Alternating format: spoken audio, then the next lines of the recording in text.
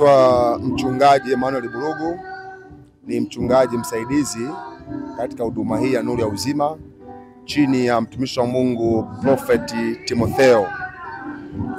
Ndio jina langu.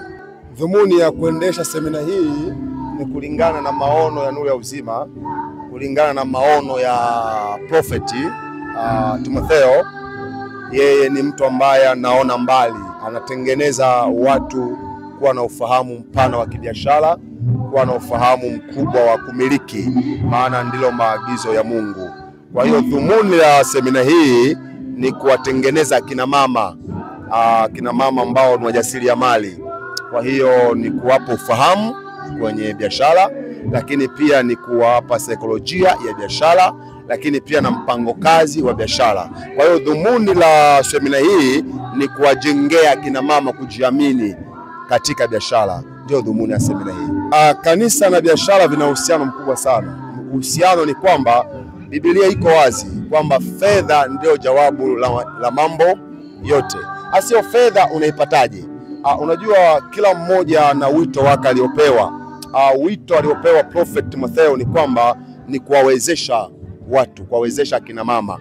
Mama akishaimarika na familia pia imeimarika.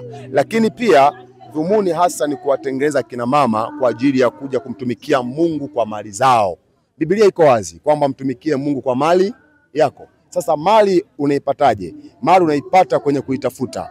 Mali haiji tu kwa umekaa, hapana. Unaipata kwenye kuitafuta. Lakini pia maandiko yanasema kwamba Mungu anabariki kazi ya mikono yetu. Sasa atabarikije kazi bila biashara? Jina langu naitwa Matthew Daniel, ni mkurugenzi mtendaji kutoka taasisi ya Bright Organization. Katika mafunzo haya ya saikolojia ya biashara tumelenga namna ya mwanamke kujitambua katika swala zima la uchumi. Kwa sababu mwanamke anapokuwa ameelimika katika swala zima la biashara, tunakuwa na mama ambaye ataongeza uchumi katika familia, ataongeza uchumi katika jamii, lakini ataongeza uchumi katika kanisa, katika taifa. Inasaidia nini kwa mwanamke hususan wa kanisa katika kujua swala zima la uchumi, lakini swala zima la ujasiriamali? Hili somo kwanza ni somo ambalo ni muhimu kwa sababu mwanamke ambaye ni wa kibiblia, unaposoma kitabu kile cha Misali 31 kimemtaja huyu mwanamke anayethubutu, ambaye ana uwezo wa kulipa hata mishahara kwa watumishi wake, wa kuweza kusimamia familia yake pasipo kusimamia hata mwanaume.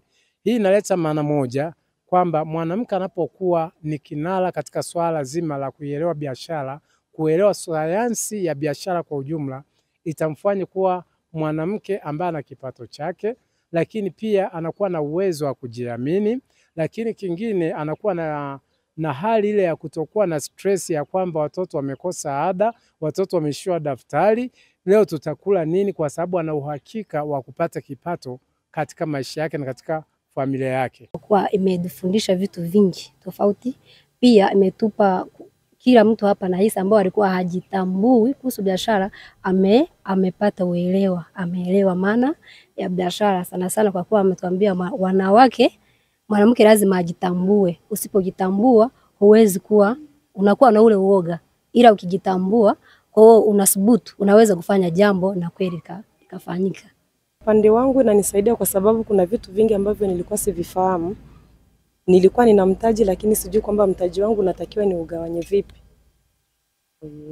Nashukuru kwa kuweza kupata maarifa.